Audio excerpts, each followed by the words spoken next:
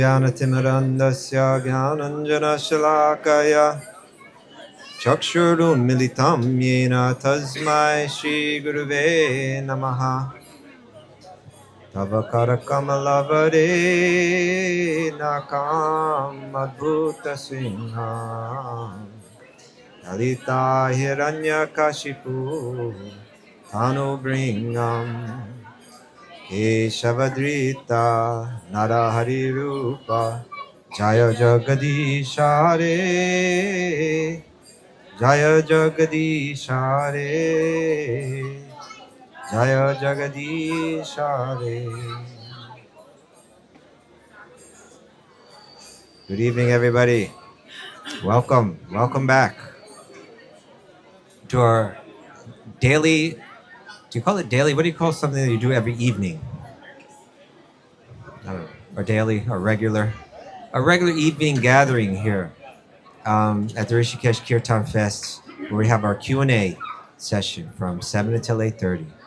I always enjoy spending this time with you. We do it every single night, and we're ready to go again. There's only one thing between us and this Q&A getting started, and that is a question. Okay. There we go. Hi, yeah. So I don't know if it's like a week ago, 2 weeks ago, we talked about spiritual attachment, maybe, right? And I was just wondering, when devotion becomes part of our identity, how do we know whether it's true surrender or just another thing that ego is holding on to?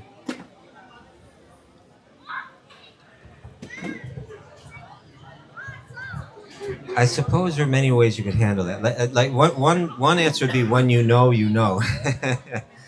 because the idea is that there is an identity, that there is the true nature of the self, with its attributes, and with its own personal way of loving, its own personal way of being, and that is what bhakti can uncover. It can all the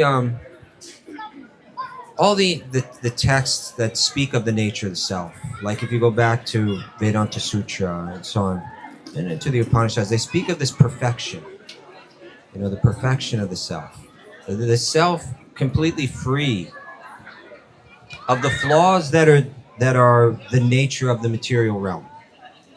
So that can be uncovered, and when one feels that, it's tremendously powerful. When you feel the waves of ecstasy,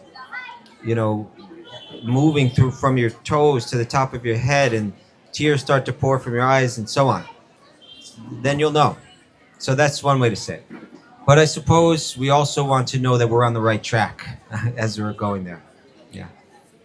And so you brought it up in the context of spiritual attachment.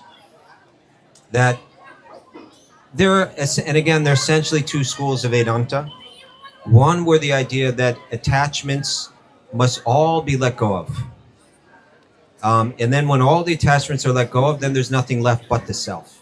In this school of Vedanta, understanding the self is all about understanding what the self is not.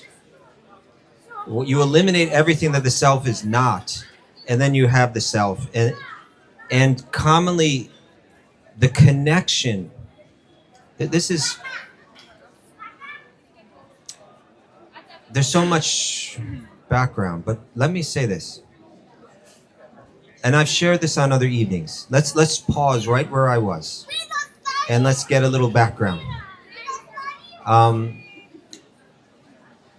There's this beautiful, powerful, very revealing moment in the text of Srimad Bhagavatam. It comes early. There's 12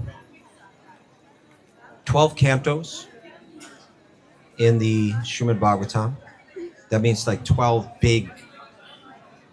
The cantos contain chapters. So like the 10th canto contains 90 chapters.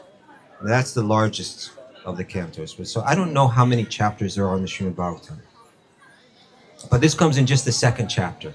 So there's hundreds of chapters, and this is early on. And there's a gathering of sages of different varieties of faith and practice, but they're all Vedantins. They're all drawing from Vyasadeva's Vedic literature. They're all orthodox in that sense, but they do have different leanings or different understandings. They all want to work together, but they're also understanding that we all feel like we're not hitting the mark. And we're a little confused about, well, essentially what they're asking is what brings the highest good and what leads to complete satisfaction in the self. And they're given the message that that is bhakti. That bhakti is the paro dharma, the highest dharma. Savai pungsa paro dharma. That for all mankind, all humankind, savai pungsa paro dharma, the highest dharma. Yato bhakti adhoksaje is bhakti, offered to adhoksaja, offered to the Lord that's beyond the senses. And then there's a few more verses that follow that compare bhakti to other approaches.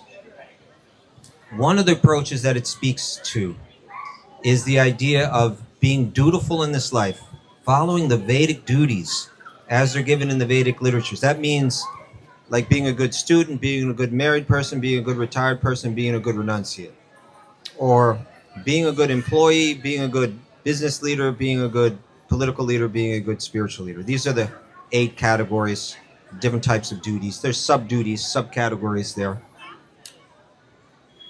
But one presentation, does this bring the highest good? What about doing your duty in life, doing your dharma, doing these dharmas and reaping the good benefit of doing them, which manifests in material prosperity, in auspiciousness, etc.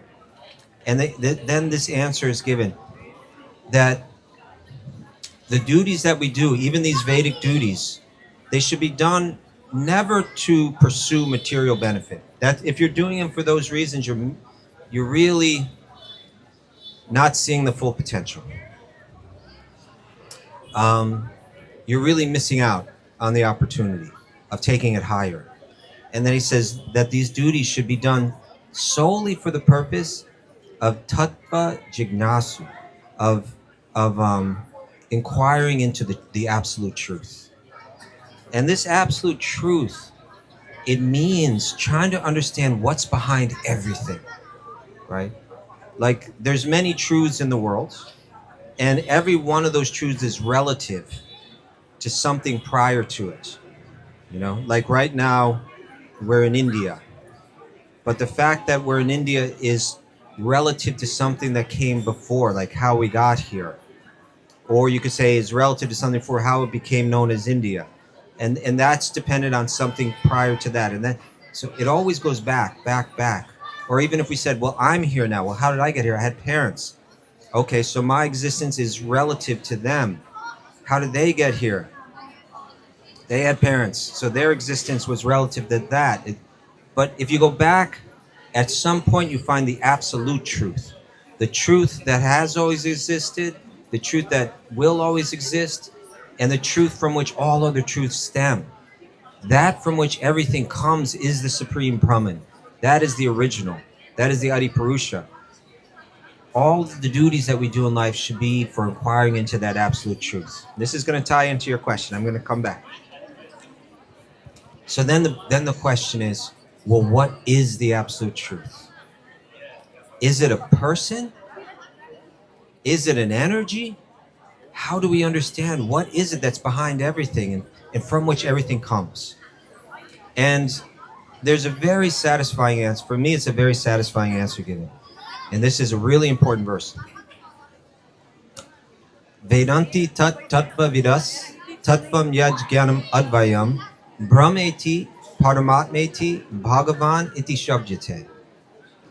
That this sage says, Sutta Goswami says, that the tattva jigyas, those that can see the tattva darshibis, those that can see this truth, they have explained that the absolute truth is one, but manifests in 3 ways. One is called Brahman, one is called Paramatma, one is called Bhagavan. And so Brahman means it. I have to come up with a better analogy than this because it's a little too crude for me. in dealing with such a sublime subject, but I'm going to use it anyway because I don't have anything better. But just like you can take a certain substance and put it through a filter, and then something comes out the other end that doesn't have everything that it used to have in it, right? So Brahman, this non-personal energy of God, this divine light, this oneness, is kind of like God put through two filters, the Paramatma filter and then the Brahman filter. So you have God without any of God's attributes, without God's beauty, right? Without God's fame. You could go down a list of the beautiful attributes of God. This is still God. It's God's energy, but it's without all God's qualities. Now I'm going to come back to where we were. Well, let me complete the three because I only gave one. The second one is Paramatma. That's the intelligence, the being that's behind all the movements of the universe. That all the universes come from his body, and he enters into every body, and he enters into every atom. So there's this divine consciousness of Vishnu, this presence of Vishnu, that everything rests in, and that rests in everything. That's Paramatma. So you have a completely attributeless divine energy called Brahman, one way God manifests without all of his attributes. Then you have God with much of his attributes, appearing as the Paramatma, the supreme soul, penetrating throughout the entire material realm. And then you have Bhagavan. So it's Brahman, Paramatma, Bhagavan. Bhagavan is the most personal, original feature of the absolute truth. It's God that you can know and love as a person and intimately. That everything comes from this Adi Purusha, this original person. That's Krishna. Okay. Now, if we are of the inclination that the divine must not be a person, because we're used to the idea that persons are limited, like persons have a form, and forms begin and then they end, right? It goes to a certain point and then it's done. So God must be beyond that. Then we may be inclined to that non-personal aspect of God, especially if we're tired of the material realm and the suffering. And so we think to achieve that, in that realm, there are no desires. One can achieve that realm by letting go of all desires. All desires must be let go of. When there's no more desires, you realize, I am that Brahman. This is underneath it all. When you get rid of my body and my attachments and my ego, and that's all gone, then it's all about realizing what we're not.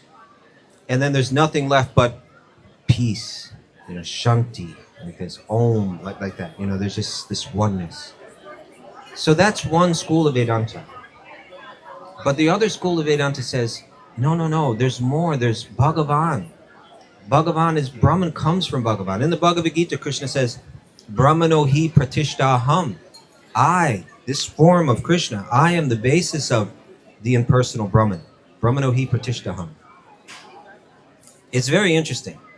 If you read the 14th chapter of the Bhagavad Gita, it talks about the modes of material nature, the gunas.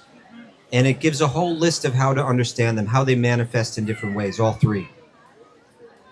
These influences that are radiating from every object in this material world and finding their way through our senses, affecting our mind, adjusting our perception, adjusting our desires, adjusting our emotions. And Arjuna says, how can one transcend these? He says, what are the qualities of one who's transcended these modes? And how do they overcome the modes of your material nature? How do they become free? And Krishna says, he gives a long list of what it looks like when they've transcended these modes. But it especially has to do with being even-minded. That no matter what the external circumstances are, their mind's peaceful. Like this. And then he answers, well, how do they achieve that state? And Krishna says, Mam chayo what is it? Mam chayo vyabhicharena bhakti yogena sevate sagunan samatitaitan brahma bhuyaya kalpate. How does one achieve this Brahman realization? How does one achieve this Brahman platform? He says it's through bhakti yoga sevate. That may sound unusual because bhakti is full of desire. You would think to achieve this evenness and this peace, you let go of all your desires. But Krishna says, no, you do bhakti. You worship my form with attachment, with love. And you achieve Brahma Bhuta, you achieve this Brahma stage. Well, why would that be? You would think you would meditate on the oneness. But Krishna says, because the next verse, and the last verse of that chapter, Brahmano hi pratishtaham, I am the basis of the impersonal Brahman. That's contained within me. So if you get me, you get all of that. Now this is all going towards your question, because if I conceive of God as non-personal, then my ideal will be I need to remove all desires, let all desires go, and then I will just be. Then I'll see underneath it all, there's me. So it's not a question of what I am, but it's a question of what I'm not. But the bhakti yogis are saying, don't forget Bhagavan, the original person from whom Brahman comes from. And that person, you can approach that person with desire, right? With desire of love, with desire to serve. You can be full of all kinds of desires. So this is what we're talking about, is spiritualizing one's desires. Rather than annihilating one's desires, one is spiritualizing one's desires. Where my desires used to go out, where my desires used to pursue a strategy of satisfying my senses, I take those same desire and I transform it so that it's a desire to please the object of my love and ultimately to please God through that. Now, how do we know? This was your question, if I understood it. How do we know? Am I just fooling myself? Am I rationalizing my desires, saying they're spiritual? Well, certainly we could potentially say, and honestly, I think it's not uncommon. People present different philosophies that will encourage one to pursue their material desires and call it spiritual. But in what sense, the test of our spirituality is how simply can we be satisfied? If our desire is not fulfilled, are we still satisfied? Do we have a peaceful mind? And are we dependent on external things? It's not like I desire the latest model of Maserati. It's spiritual. I'm not saying that it's impossible, but I'm saying, where's the connection? How is pursuing that desire connected to your divine love? One would have to examine that, So ultimately, in the end, we have to be able to be honest with oneself. We have to be able to see what's in our own mind and witness it, not as if it's us and feel some kind of shame, but just witness it objectively and say, I can see what that is. That's a programming in the mind that is designed to turn me away from the connection with God, to try to pursue independence or a false sense of independence. It requires this kind of honesty. It's an honesty that's maybe challenging for any of us to do, but if we can do it, that honesty begins to become freeing. When you look at your own mind and you look at your own ego and you say, that's not me, you're ready to watch it dissolve. And it's no longer painful to watch it dissolve because you realize it's not you. And you also realize that it's setting you free. So I don't know if there's an easy answer to your question, but in the end, it really requires honesty with oneself. I'll share this. I won't tell the whole story, but I had one really big decision to make in life, and it was the kind of decision that when you make it, you can't turn back. You ever come to those gateways in life where you have to make a decision? And you know that once I walk through this door, there's no turning back. It can be scary, challenging. And my guru asked me, I was visiting him on my way to India, where I was going to spend a few months. And he says, well, what do you plan to do?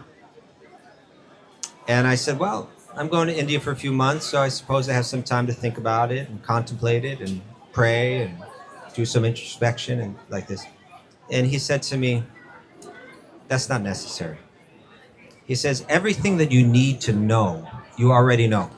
It's not that you're going to go there and get some kind of information that you don't already have. Everything that you need to know, you already know. All that it requires is that you really be honest with yourself. He said, you're visiting me for 3 days. So in the next 3 days, you should know the answer. Before you leave, you should know what you're going to do. And I later I realized the wisdom in that. He was entirely right. And all it really required for me was to be honest with myself. So in the end, that'll be really necessary for us. I hope that's somewhat helpful. Okay. All right. Good. Thank you. Thank you. I felt a little bit like I was all over the place there. All right. Good. Thank you for the question. Do we have a second question to get us going today? Yes. Ifa. Hello, thank you. My question is what I was going to ask this morning, and it was coming back to the life of karma-sannyāsa and karma yoga. And I was wondering, in the path towards moksha, does the soul need to experience both karma and karma-sannyāsa, or is it possible to achieve moksha always being within karma yoga, or does one need to renunciate at some point in the soul's journey?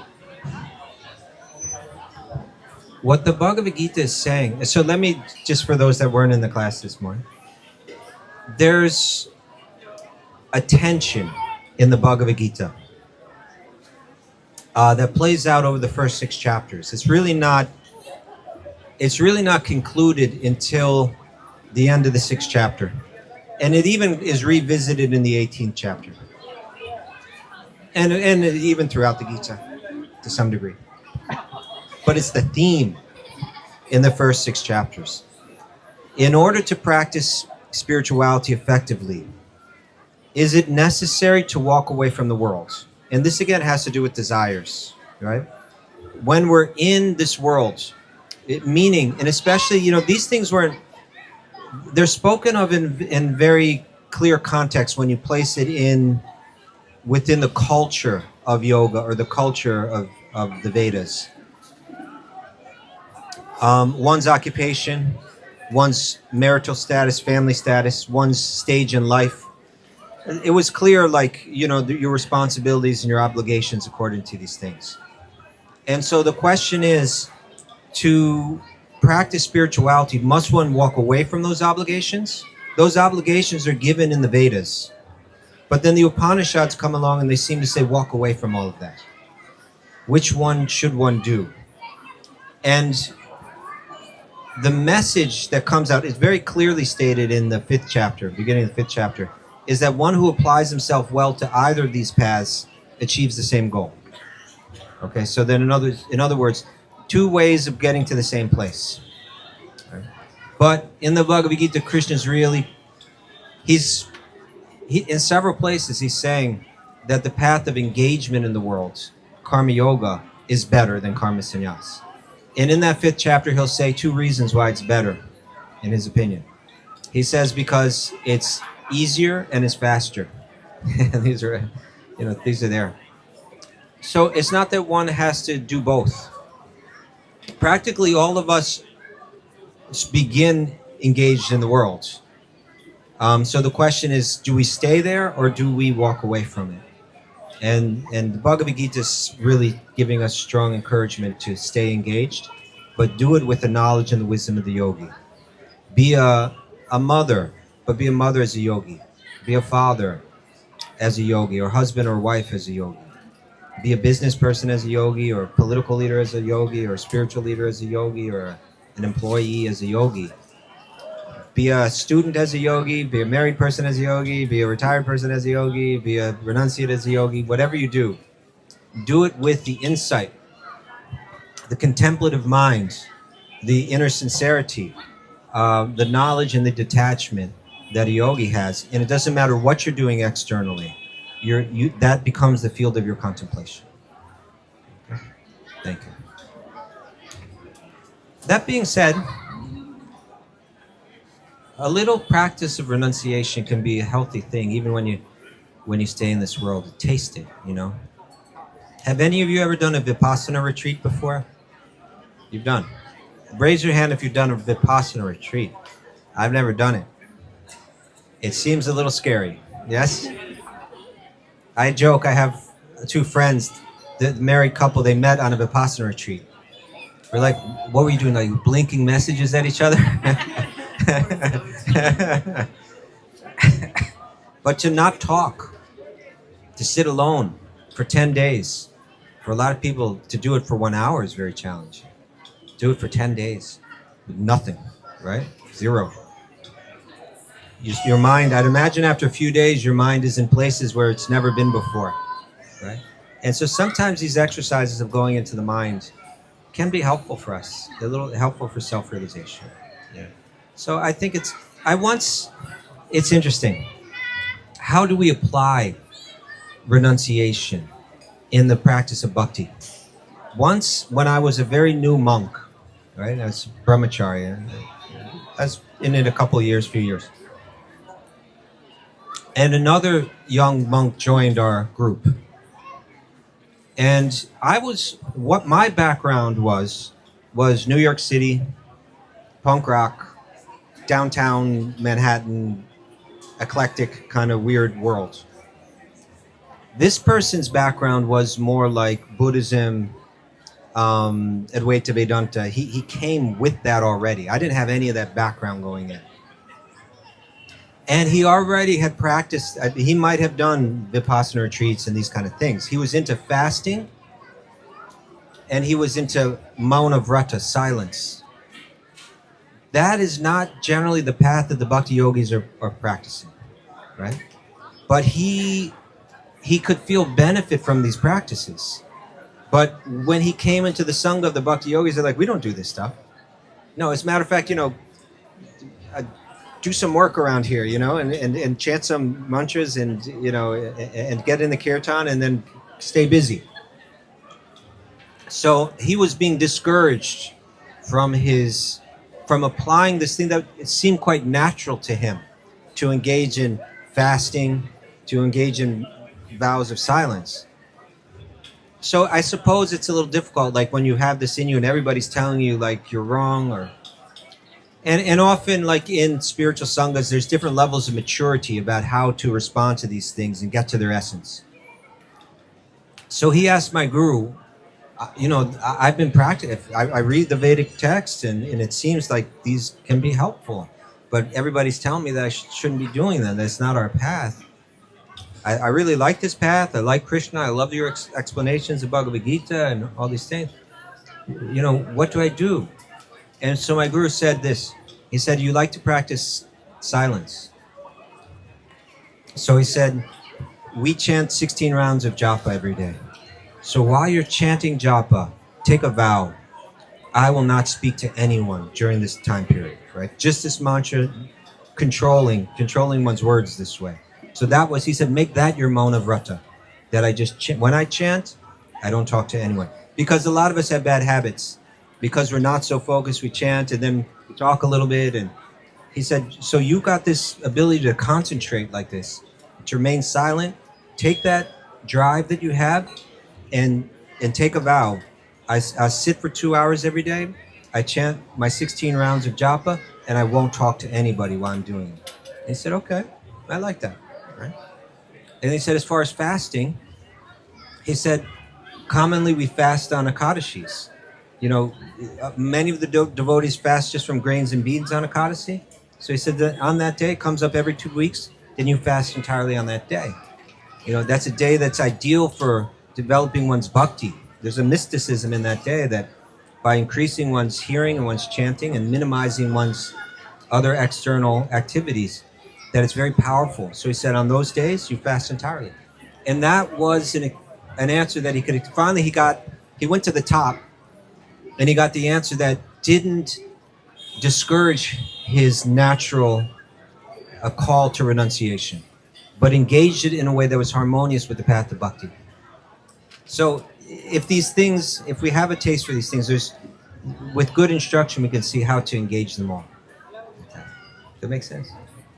I really learned a lesson. I was a very new monk, and I was watching that, because my tendency would also be say, why don't you just do what everybody else here is doing? But everybody's coming from a different background, and everybody's a little different. So this was a much more mature understanding. They really got to the essence of, this is in you, let's engage it for Krishna, right? Renunciation can be engaged for Krishna. Fasting, silence, all these things can be engaged in Krishna's service if they're done with good guidance. Thank you. All right, people. Hey, Kat, welcome. Good to have you back. Do we have another question? Such a nice audience here. Inquisitive people, yes. All the way from New Jersey. Tawaka. When we go home, what are some simple things that you suggest that but we eliminate as a healthier practice in bhakti, like day-to-day things that maybe in our life, like unhealthy habits that you think or you recommend just take away? There's one, again, someone that I met when I was a new monk, but he was one of the senior monks, and he had a reputation, to this day, for being very strict and very sharp, like super intelligent. This is Jayadvaita Swami. You may have heard of him before. And one day he was in New York City, and he was in the front seat of a car. No, he was walking on the sidewalk, and a police car pulled up to him, right? New York City police. And one of the policemen leaned out the window and said to him, hey, you're a Hare Krishna? And he said, yeah. He said, what do you have to give up to be a Hare Krishna? And he said, suffering. So you think he's going to say you have to give up drugs, meat, this, that. And so you have to give up suffering. Right? But practically, there's something that I really suggest is important. Sometimes people say to me, you became a monk essentially when you're 20 years old, myself. And I remained a celibate monk until I was 34 years old. I got married when I was 34. People sometimes say to me, how did you do that? You're a young man, you know? Generally at that age, you're out there, you know, pursuing sensual life with full gusto. How is it that you couldn't do that, that you could do that? And I said, well, look what I was doing, you know? I had certain practices. I'm telling you that chanting this mantra has power. You don't believe me, but just see, it has the power, right? And one other thing that was really important is, and to this day I follow this, is I don't eat, it's said, that sounds mystical. It might sound a little crazy. Are you open-minded right now? Yes, mostly? Okay. It's said, and one reason why what we cook here is so important, everything that they're serving out here every night is not just made by people in a kitchen thinking about anything, doing anything with all kinds of crazy. It's all cooked by Krishna's devotees, by yogis, by people that wake up early in the morning, spend a couple hours chanting their mantras, give their life right from the very heart to God. They have very pure minds. And when they cook, they're cooking as a meditation, and they're cooking it to make it an offering to God. And then it's offered to God. And Bhagavad Gita says this, the sacred texts say this, all the great sadhus have always said this, all the realized yogis have said that food is no longer ordinary food, but it has spiritual potency in it. and that the consciousness of the cook goes into the food. I know that may sound weird, but there's a lot of weird things out there, right, that get proven as true, right? That there's radio waves carrying all kind of messages right here. We can't see that, but it's true. And we can't see consciousness go into the food. But all the realized souls, all the great yogis, all the great sadhus have said this is true. So if we're eating food that's cooked with devotion, then we naturally ingest that devotion ourselves. It's very favorable.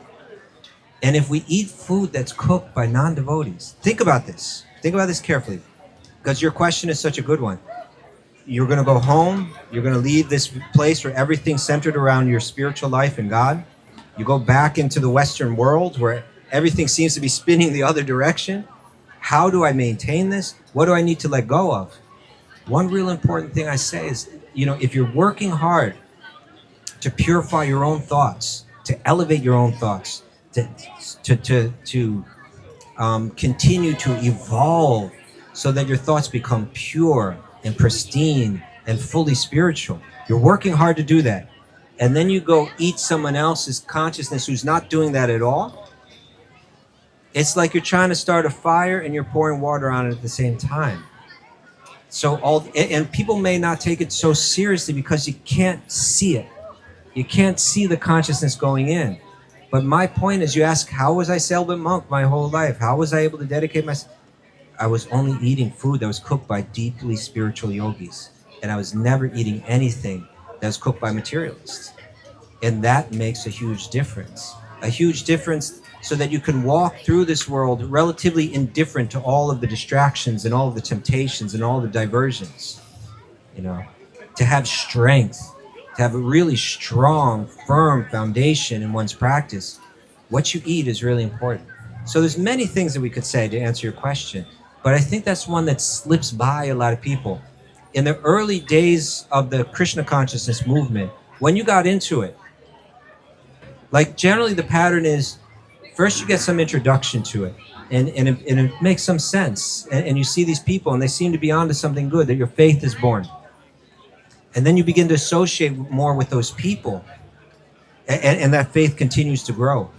And then you get to the point where you're like, I want to practice this now. And if you go back decades in the Krishna consciousness movement, when you got to that point, you moved into an ashram. And then you got all of this instruction. And from that point on, you're only eating food that was cooked by devotees, and you had all this strict following. Now, most of the time, people come to it, they're coming a little bit older, they're married, they have children like yourself. They can't just move into an ashram. And what we eat, we live in a world where it's difficult. You have to drive an hour to get to work, drive an hour, come back from work, get stuck in traffic, take care of the kids, run around, do this. You work a whole day, you're exhausted when you get home, you're supposed to cook a whole meal, And so we let this slide, and we start to eat food that's not cooked by devotees, it's cooked by materialists. And my strong faith, is that when we're doing that, it's really countering our ability to have these pristine thoughts, a mind that can concentrate purely on the lotus feet of Sri Krishna, deep meditation. So I think that's a serious one really worth considering. Can I find a way to eat purified food, to eat and maintain a purified consciousness? One idea. Okay. You think you can manage it somehow? Okay, good.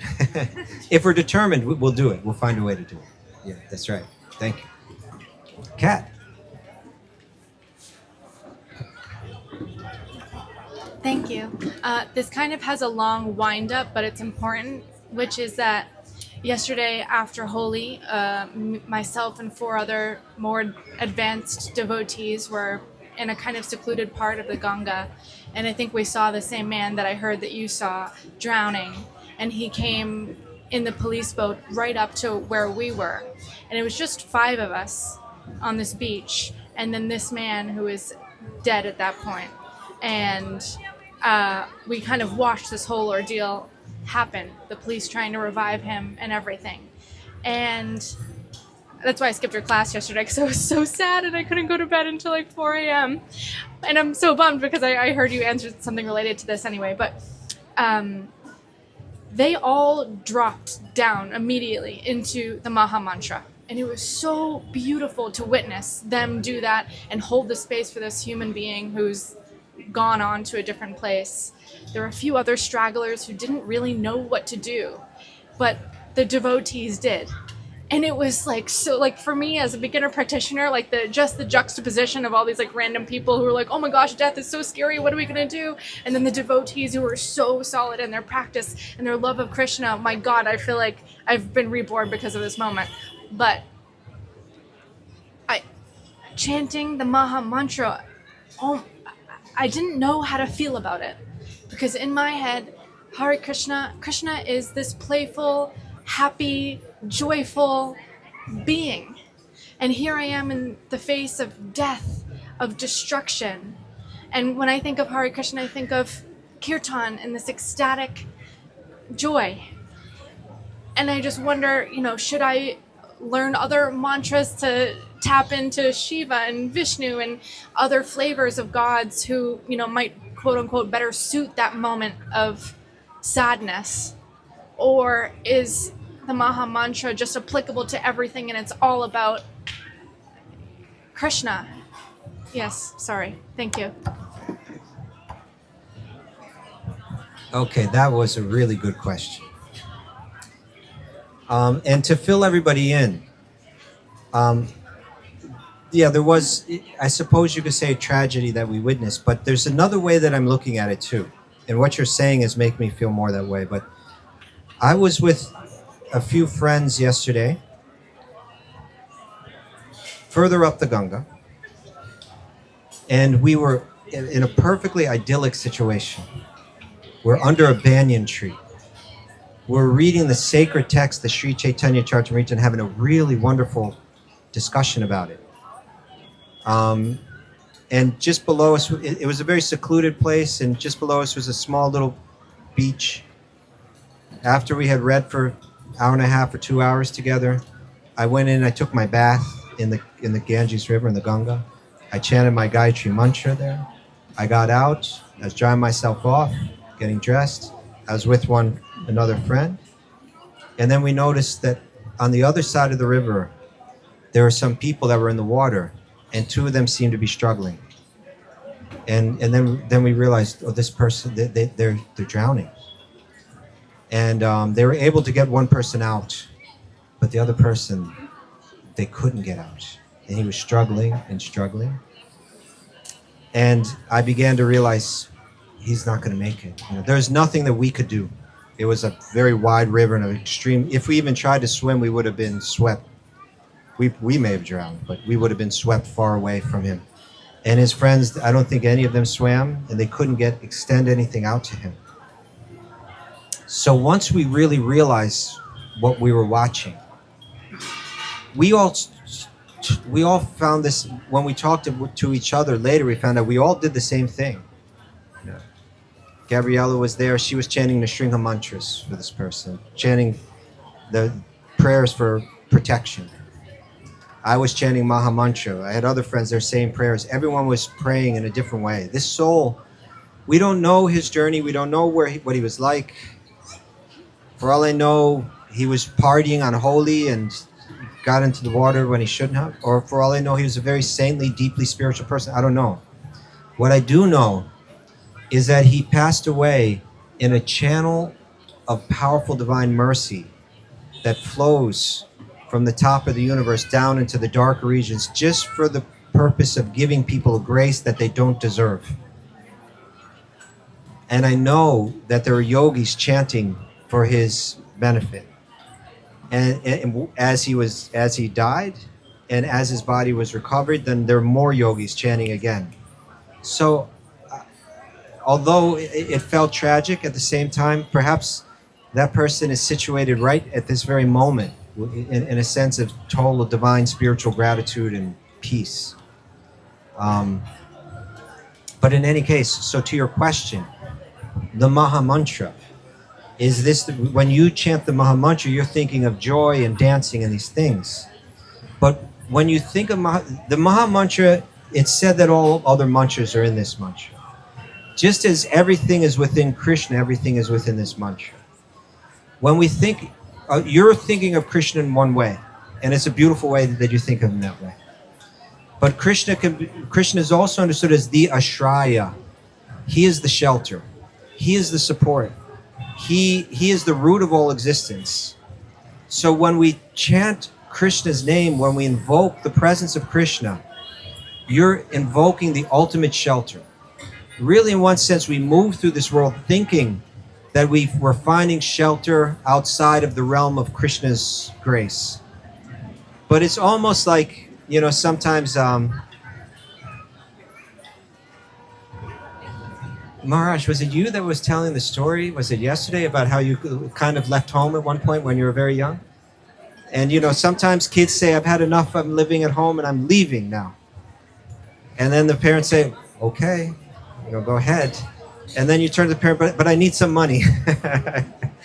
so, I don't need you in my life anymore. I just want the car and an allowance, and I don't want to see you anymore. So it's like, we think we're independent, but we're really not. The parents are always supporting the children, and we think that we're independent of God. But everything, from our body to our breath to our digestion to the food that we eat, to everything, it's all there in Krishna. In Bhagavad Gita, so much of it is about you can always be connected to God and therefore remain vibrant and vitalized and alive and spiritually powerful by seeing him everywhere.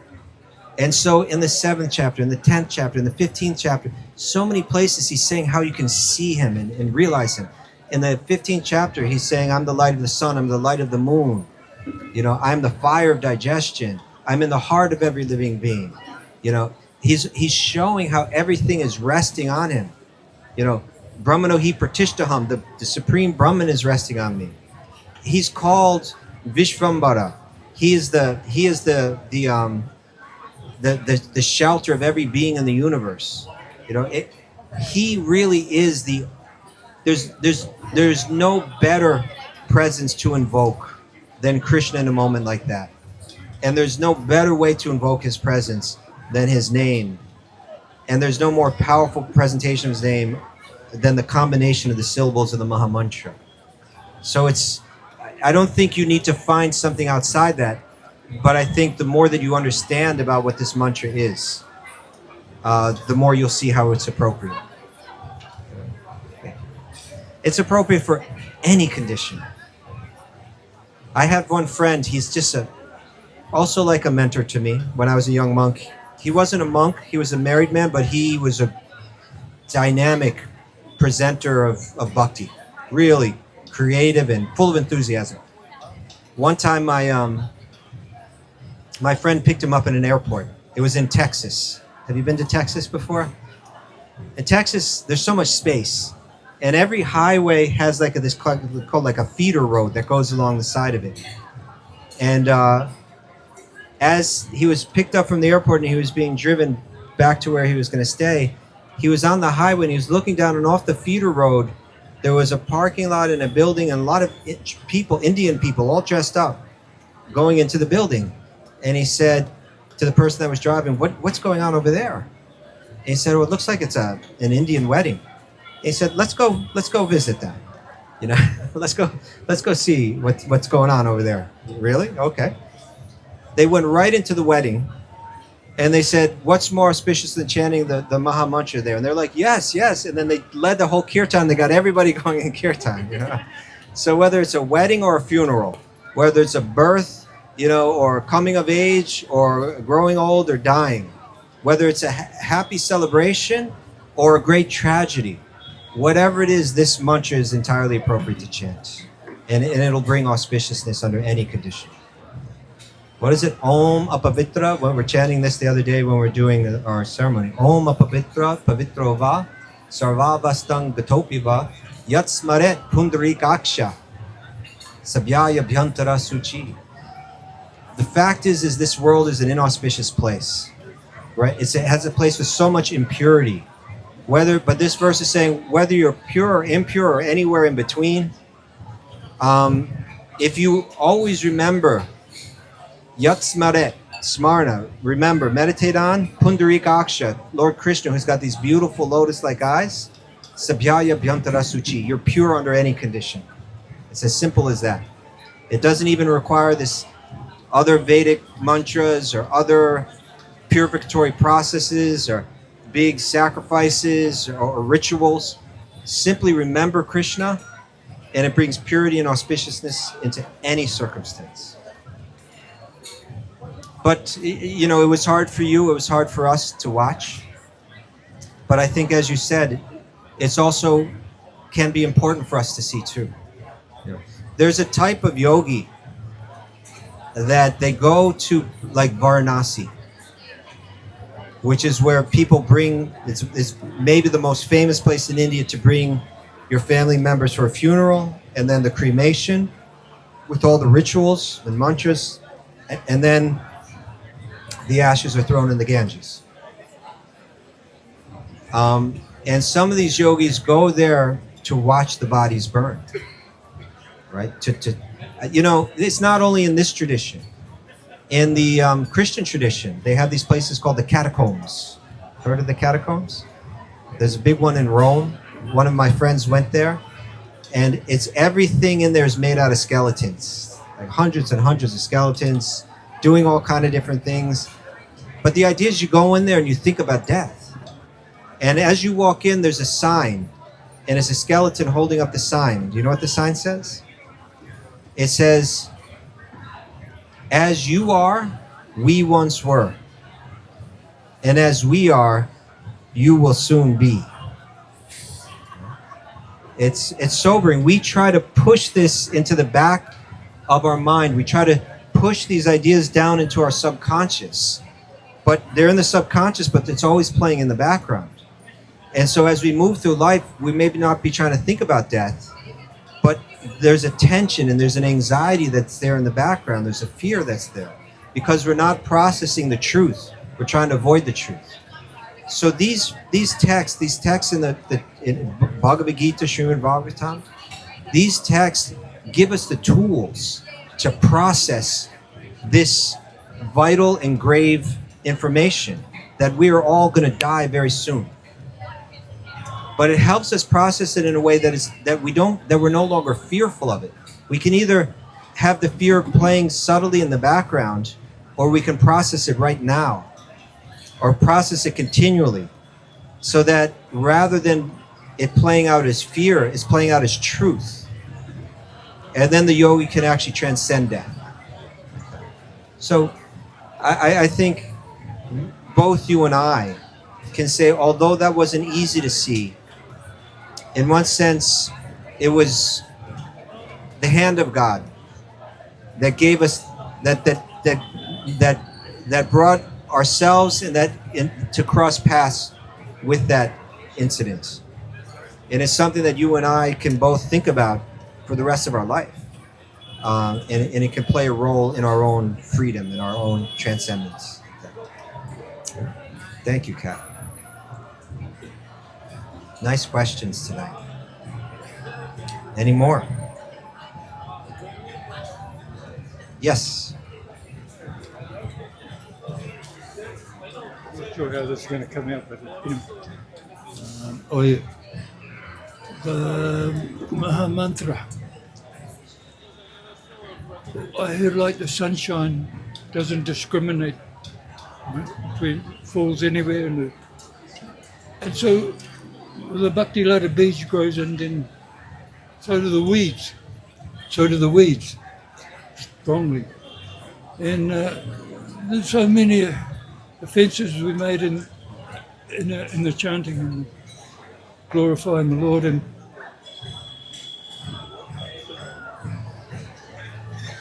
is it okay to, like, some of those big demons that were killed by the Lord? It's a glorious moment for something. This man is very serious about his spiritual life. I really appreciate your presence, your thoughts.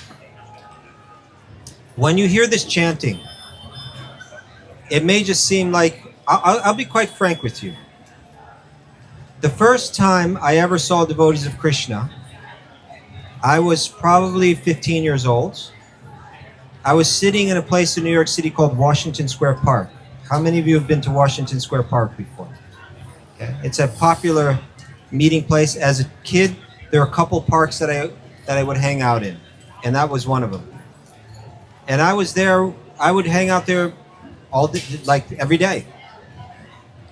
And one day, I see the whole park has been taken over by these very strange people, because on the second Saturday of June every year, there's a parade.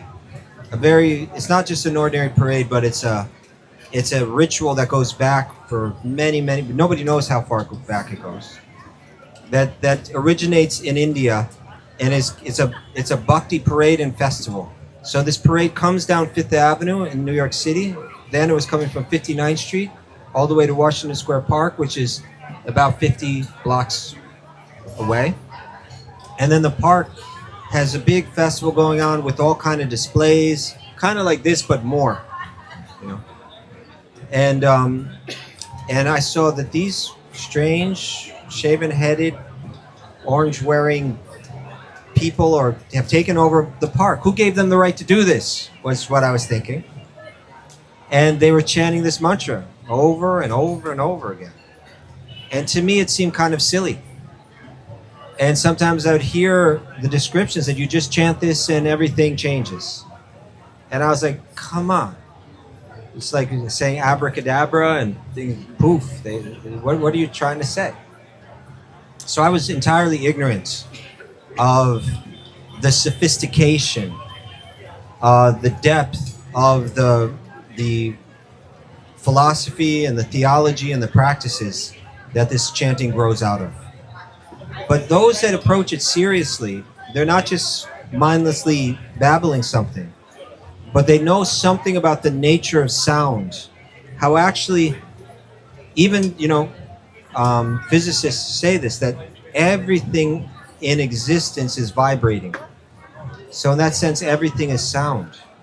Right? Everything is making a sound.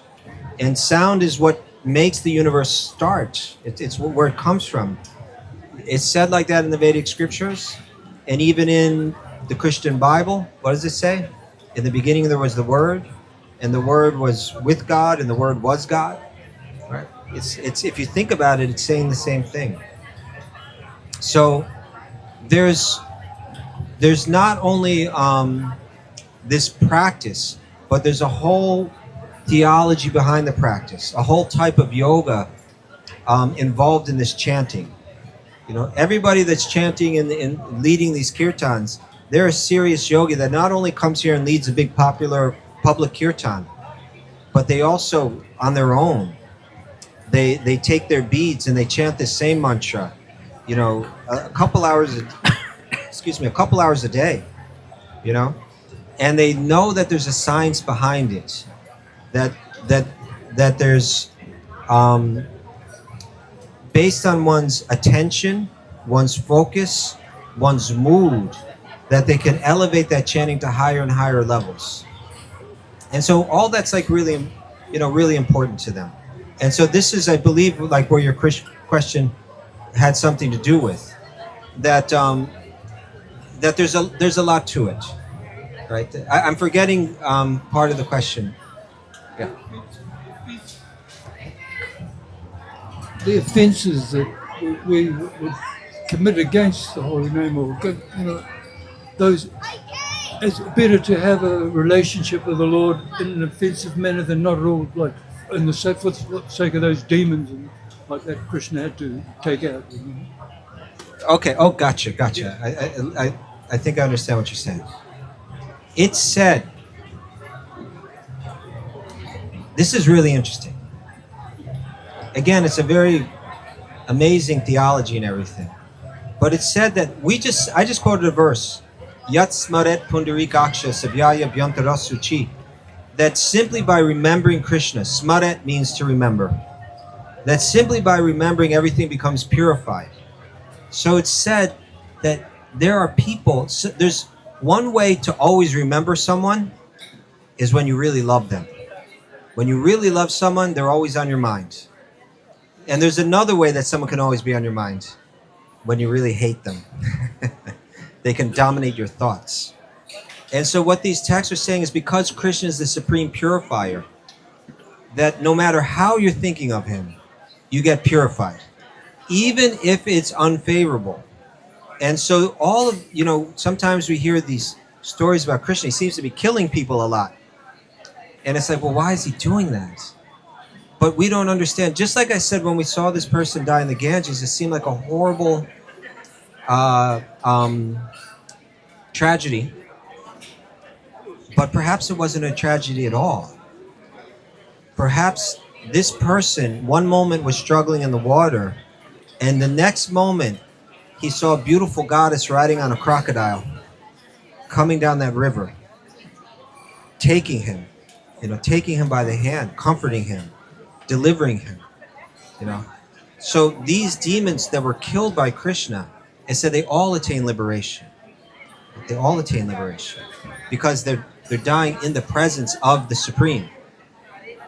But that being said, we still want to approach Krishna not in that way. We want to approach Krishna with love. And so... Would you like to have this? I'm sorry? Would you like to have this? Thank you very much. Very kind of you. Appreciate it. We want to... There's this... it said that we should approach Krishna without any motive. And what is it? Anukulyena Krishna anushilanam bhaktiruttama. And favorably. Not we're always thinking about him, yes, but we're always thinking about him with love rather than hate. But the fact is, any type of remembrance of Krishna is very powerful. Thank you. Yes. Joe. When you do the Joe. When you do the mantra, is it 108 times singing? Are we singing 108 times round? Singing? Yeah, when we're singing the mantra. So when you do On the beads. In there. When they're singing. It's called saṅkīrtana, yes. Oh, they're just singing from the heart. Okay, they're going for an hour or whatever. They have a schedule. Yeah. So there's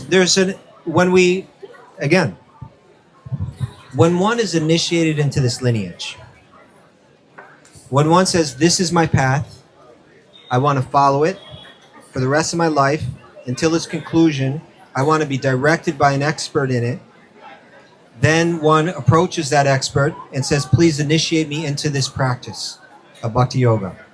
And what the most essential part of that practice is the guru gives to the disciple this mantra, but not just the mantra, but they're giving them the instructions of how to chant that mantra in a way that will be most transformative. So they say that one aspect of that will be it'll be chanted in two ways. One is more spontaneous, and one is more regulated. So this more spontaneous one is the saṅkīrtana, where you're dancing and there's music and you're doing it with a whole big group of people. It's a very powerful way of meditation. And then the other more regulated one is that I'm going to chant this mantra 108 times around the beads, and then I'm going to do that 16 times. In this particular branch of this lineage, that's the vow that one takes. Okay? I once had an interesting experience. I had a friend. He's an influential person in the yoga world in New York City. We're good friends. And he was not a bhakti yogi like I am, but he has a lot of appreciation for it. His path is a little different. But he has another friend that's a bhakti yogi, but in a different lineage than my own. I know about his lineage. He knows about my lineage. They're very similar. And that person, so we were brought together because he had two friends, and this person was going to give a talk publicly at my friend's yoga studio. We were introduced to each other, I knew where he was coming from. He knew where I was coming from. Then he sat down and started giving his talk. And in his talk, he started criticizing my lineage. But he was doing it that no one else could understand it, but I understood it. And so he was saying things, and he said one thing that was kind of a slight to my lineage. And I was like, okay, whatever. You know, it's like... And then he did it a second time in another way. I was like, oh, all right. Then he did it a third time. I said, I'm recognizing a pattern. He did it 11 times in the talk. I was counting each one. He did it again. And one of them was, he criticized... Now, I want to say, we eventually became very close friends. He's passed away since then. He was an amazing person, very unique person. And even spiritual people sometimes are hurt and they lash out in different... I think I was being held responsible for things that other people had done in the past. And so he was... And maybe he was testing me a little. I don't know. But one of the things that he criticized was this regulated chanting. He was saying, what's the point in doing this so many times every day if you're just doing it mechanically, if you're just doing it to get it done? And there's truth in that. But what is the point is that through doing it, you'll begin to do it more spontaneously. And so later on, my yoga teacher and I were discussing this, and he was approaching it from the viewpoint of an Ashtanga yogi. And he said, no, repetition is very important. He says, if I did asana, I don't always do the asana so well. But because I do it every day, I go deeper and deeper and deeper into it gradually. If I were not to regulate it and do it every day, then I would never progress in it. So there's something to this, taking a vow and chanting it this number of times. And so the guru gives the disciple the beads, the mantra. The disciple vows to chant the mantra this number of times. But the guru also gives all kinds of instruction about how to chant that name purely.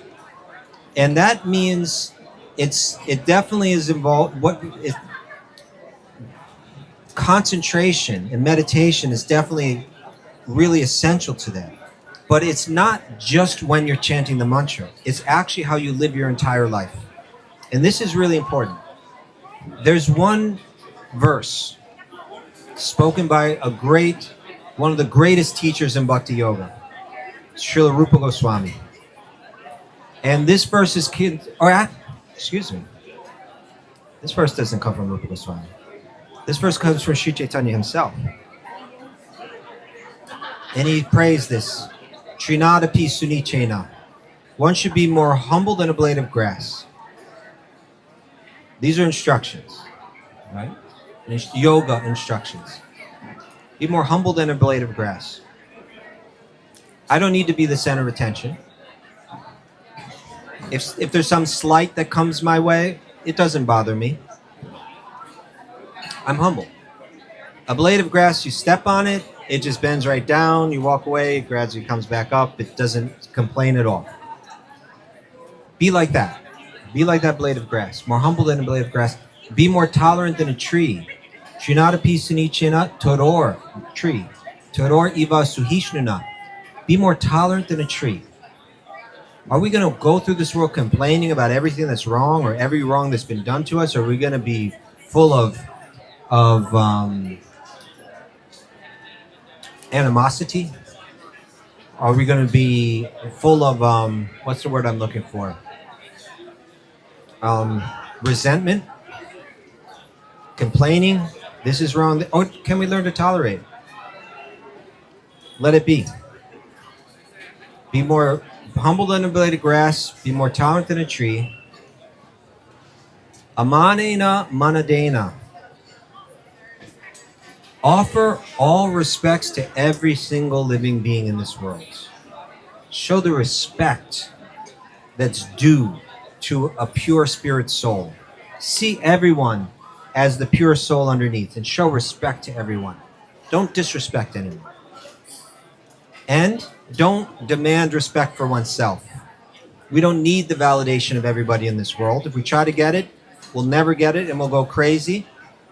So if we can be humble and tolerant and respectful and free of the need for validation, then the bandwidth in the mind, it opens up. Because generally our mind is all wrapped up in all kind of loops because we're not humble and we're not tolerant and we're disrespectful to others and we're demanding respect from others. And this just plays in our mind like crazy. Let it all go. And then kirtaniya sadahari. Kirtaniya sada. Sada means all the time. You can be deeply absorbed in this name, chanting this name always. This is said to be the path to perfection. And the instructions of the guru, whether they're about exactly what to do when you sit and chant, they may give you sit up straight, focus your mind, bring it back. They're practical instructions. But actually, the instructions of your entire life, your day-to-day, moment-to-moment, the bhakti yogi is living in such a way that when they sit down to chant, that they're able to bring their mind into deep absorption into that. If they live in a way that's inconsistent with that, then when they sit down to chant, their mind will not be able to be fully absorbed. And if they can fully absorb the mind when they chant, then they'll also find that as they go through the day, actually this name is with them all the time. And this is the advanced stage of bhakti yoga, is actually that mantra is playing in you all the time. You're vibrating on the same, you're on the same vibration as that mantra all the time, playing in you.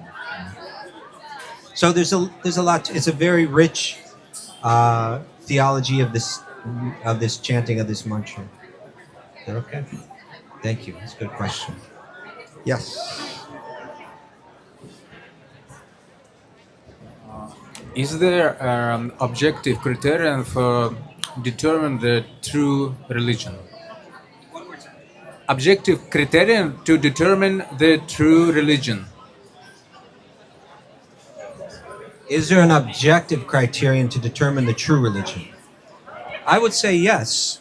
And I would say that it would be that true religion should bring one to the place where one actually loves God. And we could see that on different levels.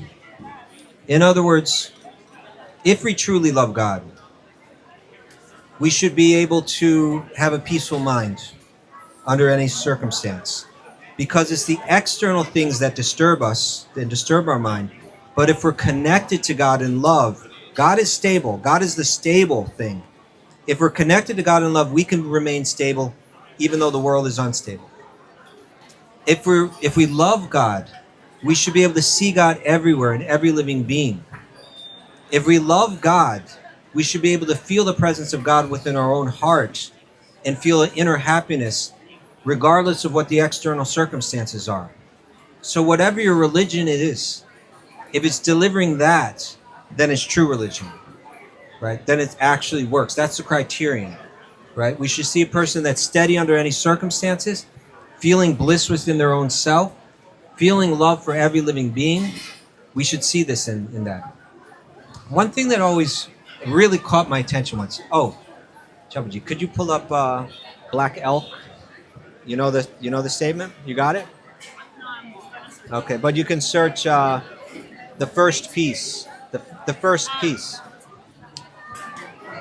I once read. Have you ever heard of Black Elk? Black Elk, Native American, medicine man. You know Native Americans, the American Indians. Yeah, you know who I'm talking about. Okay. So they have a whole rich spiritual tradition. There are many different tribes, and they have different ideas, but there's a richness to their tradition. And I read something. There's one famous Native American. His name was Black Elk. You know what elk is? Elk is something like a deer. Okay, Black Elk. That was his name. And he was interviewed by a journalist, and they produced a book called Black Elk Speaks. Deep realizations in this. And I'm going to read you something that he said. Are you ready? Everybody else ready? Black Elk speaks. He's going to speak right now. He spoke this like a century, over a century ago, and it's still with us, this vibration. He said the first piece, and by peace I mean like peace, the first piece, which is most important, is that which comes within the souls of people when they realize their relationship, their oneness with the universe and all its powers. And when they realize at the center of the universe dwells the Great Spirit. That is the center, and that its center is really everywhere, and it is within each of us. Okay, now that was a bit to swallow right there. I'm going to go through this. But think about this, and think about this in terms of Bhagavad Gita, Brahma Samhita, all the Vedic texts. This was a man, I can only imagine that he had no access to these texts. Right? He's out on the plains in North America, living the simple life. You live in a teepee. You know what a teepee is? It's kind of like, it's like a little pyramid that you make out of animal pelts and you put a fire in there. You're basically just living in a tent. And he says, I'm going to read it again. I think this is so important. I think it's super relevant to the world today.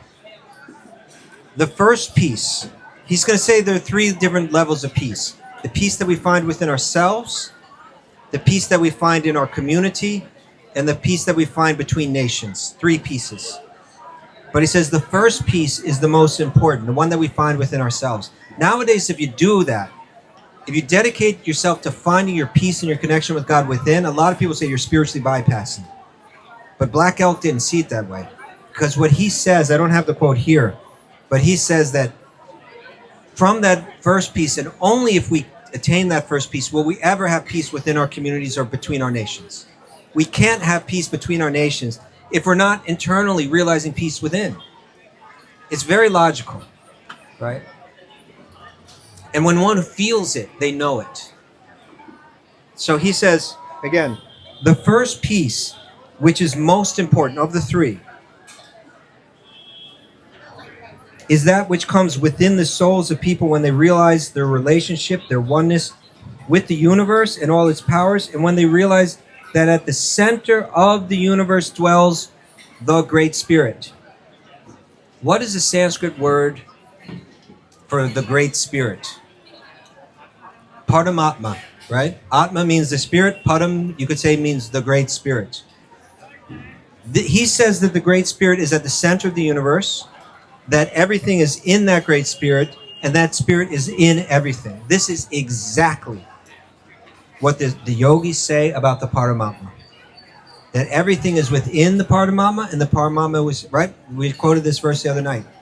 Ekopya sora chaitat jagananda kotim yachchakti yasti jagananda chayadiranta andantarastam paramanu charantarastam govindam aripurisham tamaham bhajami. He is present. All the universe exists within him, and he is present in his fullness in each and every one of the atoms scattered throughout the universe at one and the same time. Such is the primeval Lord whom I adore. It's got the same name, the Great Spirit, and it says everything exactly about the same, and that you realize this God within your own heart.